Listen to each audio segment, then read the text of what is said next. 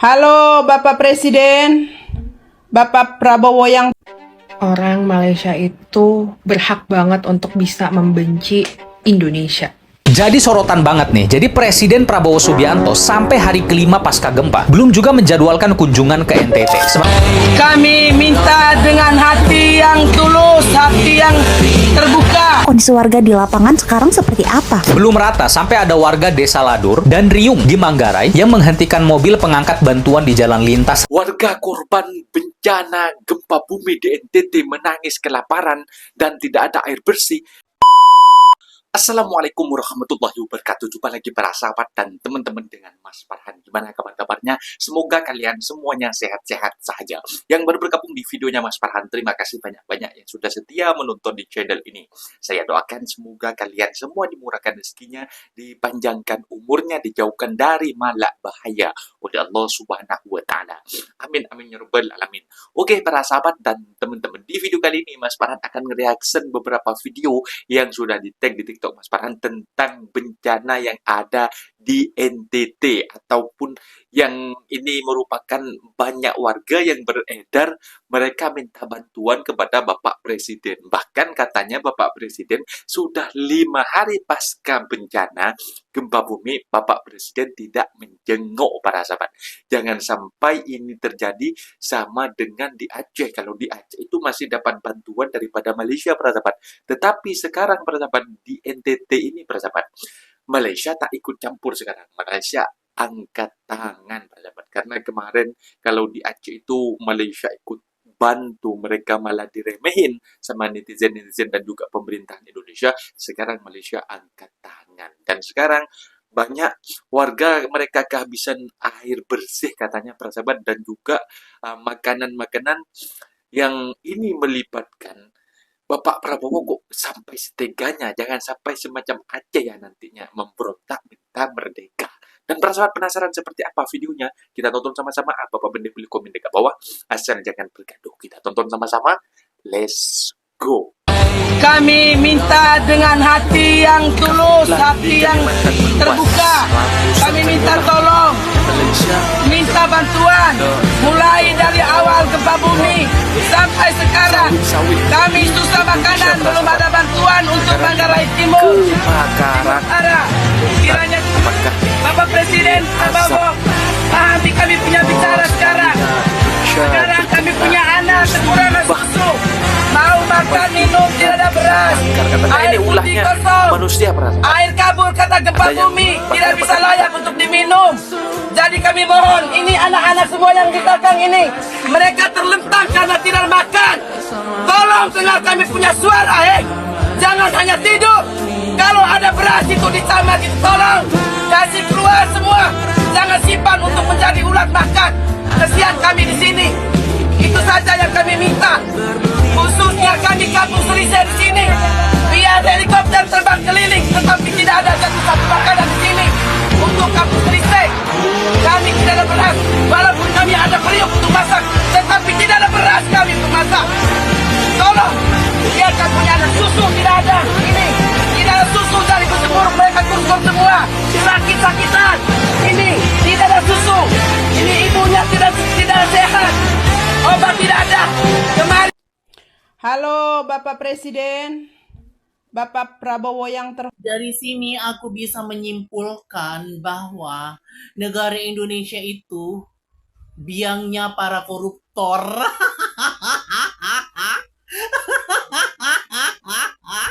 Betul. Nggak mungkin bantuan dari pusat hanya dapat segitu. Nggak mungkin, aku nggak percaya. Pasti dikorupsi. Pasti aku yakin banget itu dikorupsi. Kalau Bapak Prabowo yang membantu nggak mungkin dapat segitu.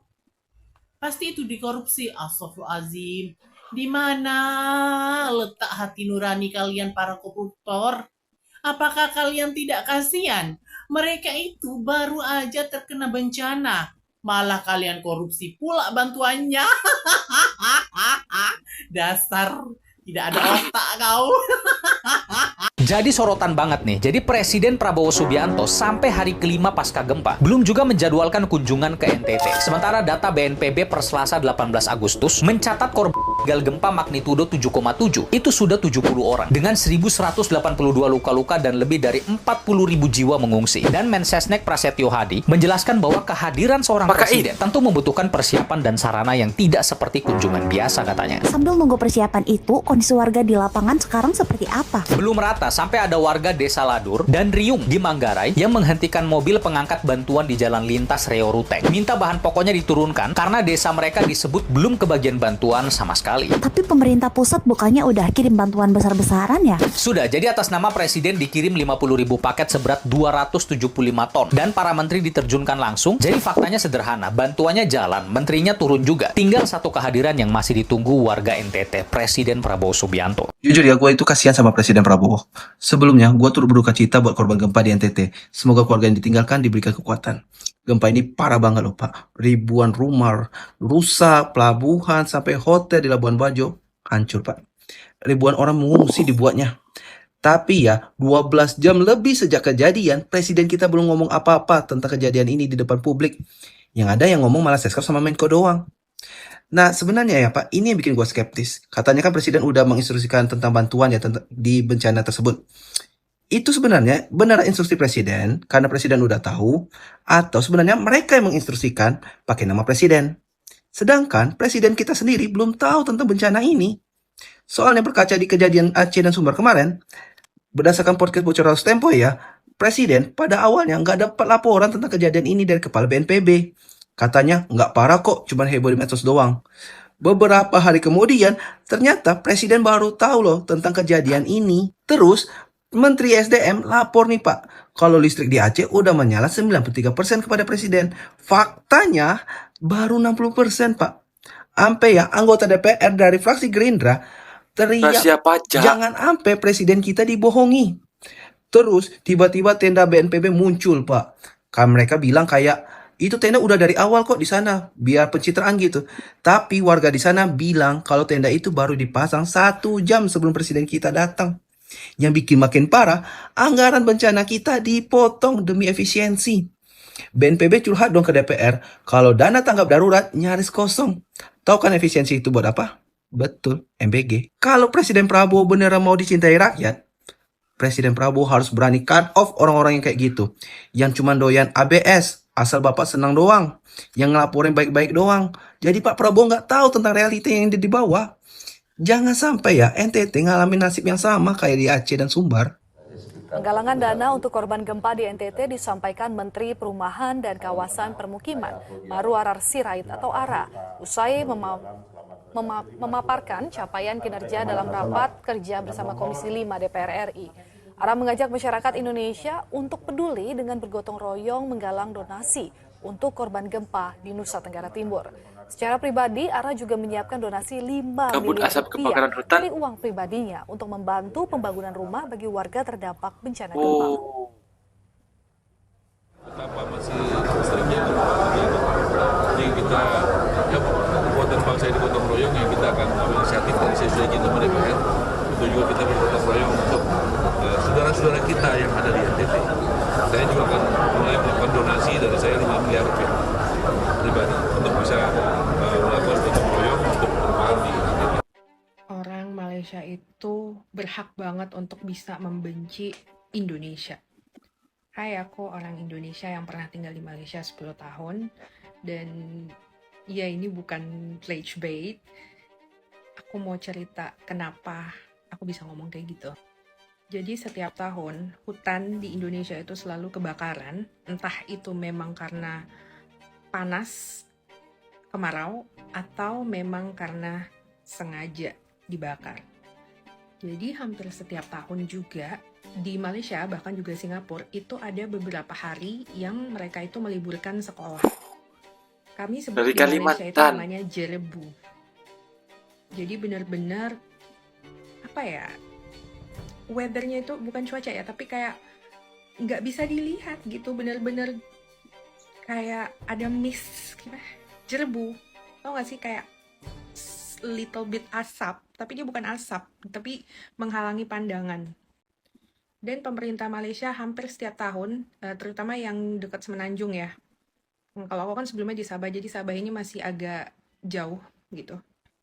Yang di Semenanjung ini sering banget ngeliburin sekolah karena yaitu dari Indonesia itu hampir setiap tahun gitu, hampir setiap tahun.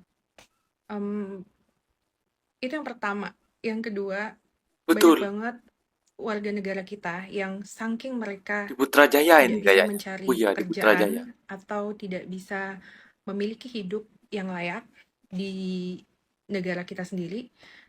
Terus mereka susah nih mau bagaimana mencari cara untuk bisa legal kerja.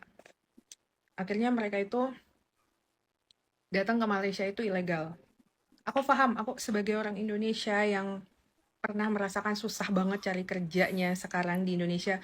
Cari kerjanya mungkin nggak susah, tapi mendapatkan kerja yang layak untuk level standard pengalaman kita dengan aku yang pernah dapat gaji di Malaysia terus mau di Indonesia dengan job desk yang sama Geram. ya, nama pekerjaan yang sama.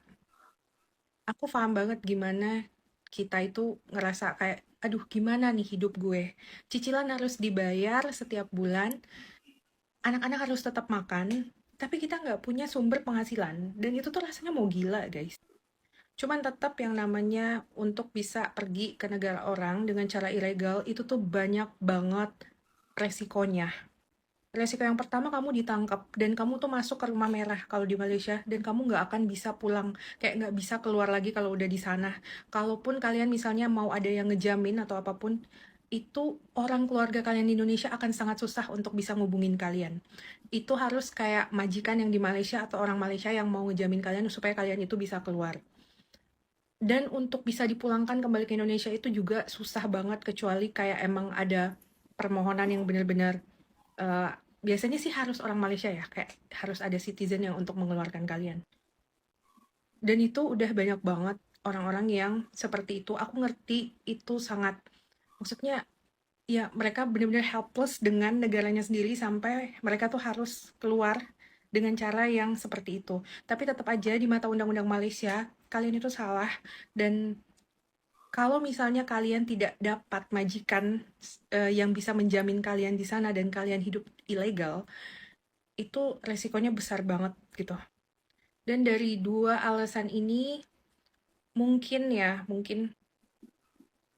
aku nggak tahu siapa yang salah, tapi mungkin kepada Bapak Prabowo bisa dicari tahu Pak masalahnya seperti apa ya untuk yang kebakaran hutan itu, karena itu dari zaman dulu, bukan zaman Pak Presiden sekarang aja, itu dari zaman dulu guys. Setiap tahun itu hutan itu terbakar dan sampai ke Malaysia dan Singapura gitu.